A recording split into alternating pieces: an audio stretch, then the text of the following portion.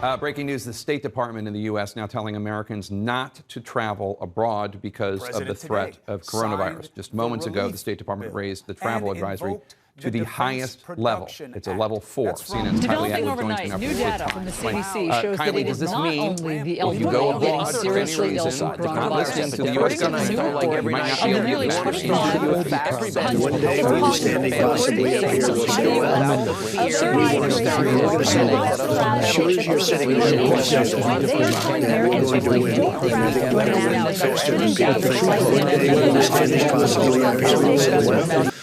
we won, and we're going to say that. Sure as you're sitting there, we're going to say that, and we're going to win. And I think we're going to win faster than people think, I hope.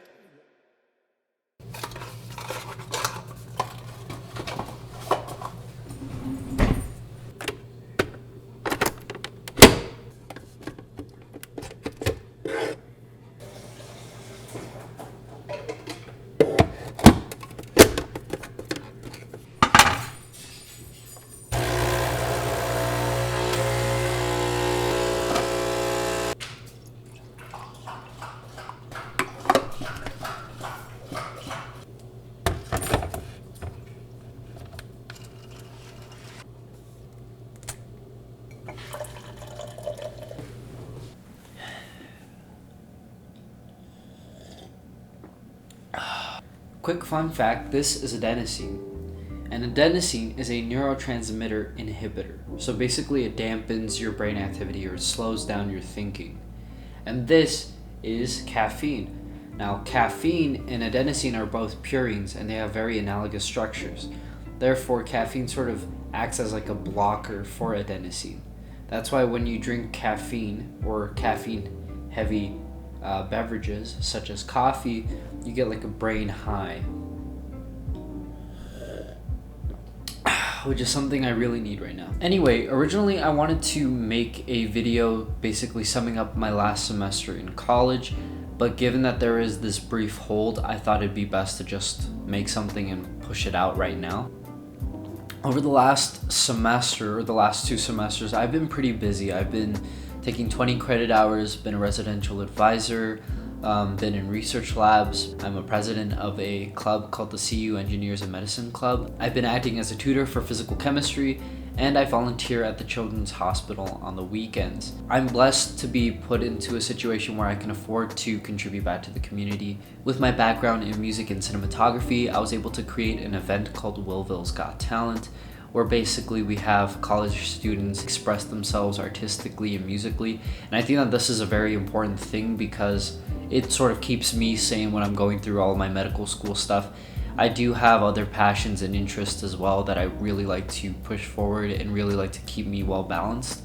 And I think this artistic expression is very integral for a very healthy student body.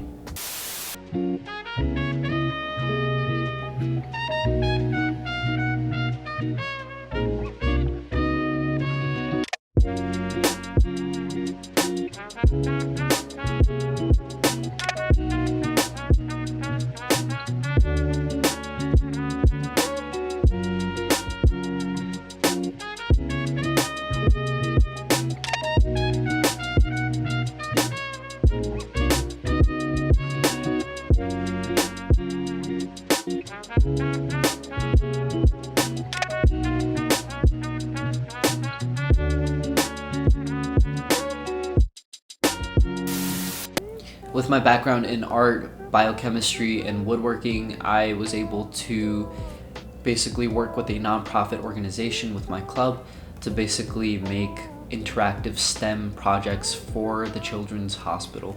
And the premise behind this is that you might not have a very good connotation with medicine or technology or engineering or math. We've been employed to design carts where kids can learn STEM in fun and interactive ways that allow them to at least see what science is all about. Our first project, the board came up to us and said, hey, there is no real guide or pathway we're going to push you towards. We want you to teach a curriculum based on gold panning and make it fun and interactive. Being a YouTube connoisseur, I immediately thought of Mark Rober's video dealing with fluidized sand bed. This is one of the coolest things ever. If you take a tub of sand like this and then add air in just the right way, it basically becomes a liquefied soup.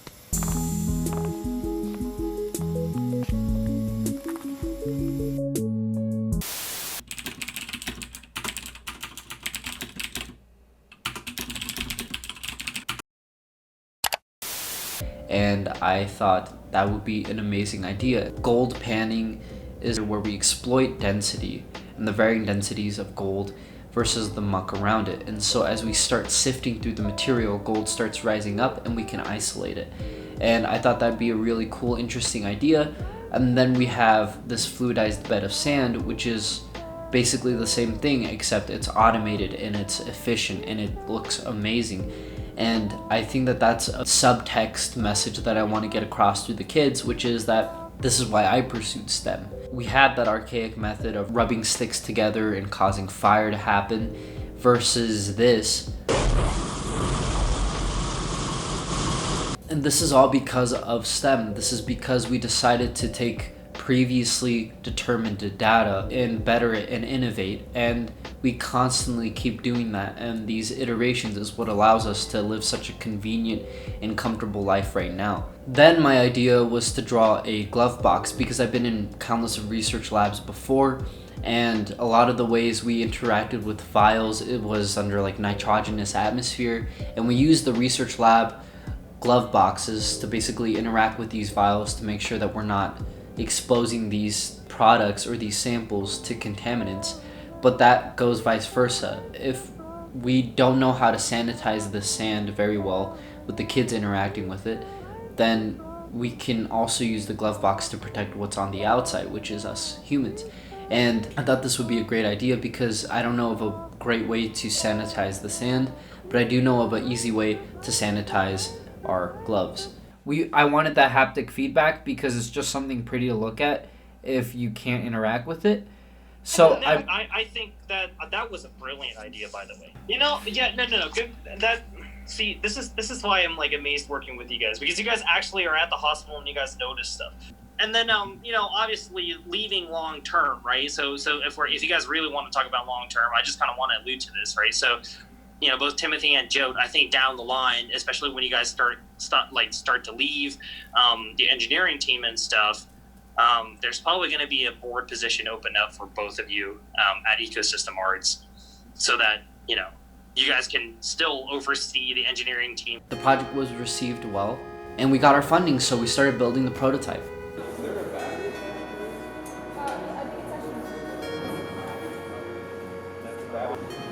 We're gonna fill it up with sand once we start designing, right? So we have all the sand here.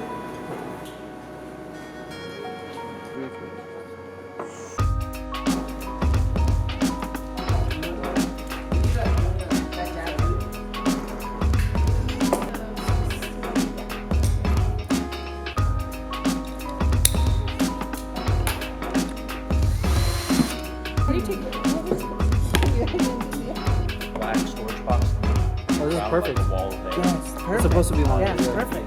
Yeah. Don't be shy. Be careful. That looks nice. He passes the long stickers. Barely have the tools.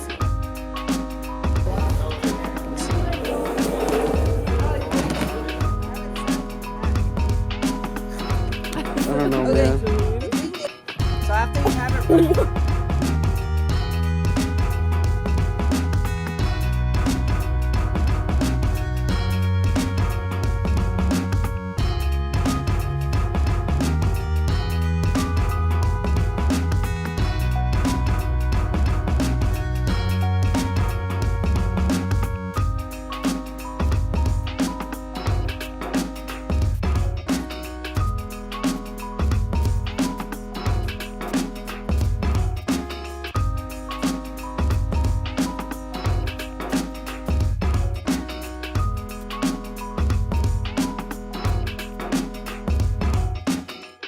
I'm gonna tell them. And honestly, it looks awesome, but all of that came to a halt because of the COVID-19 or coronavirus. And honestly, I think this whole situation is relevant to opportunities. Now, I'm not going to claim to be the origin of any of these ideas, but I do think they're very applicable to where we're at right now as a society. My dad used to always say, don't cry over spilled milk, and I know that there's a lot of milk being spilled right now, but it is our collective duty to not just observe the milk that was spilled, but observe the empty jug that was left behind, the possibilities, the potentials. We have this empty jug that used to be filled with milk, but now we can fill it up with something else, something that is substantive, something that is good. And I think that social distancing has afforded us opportunities that we previously would not have. I'm able to pursue my passions in music.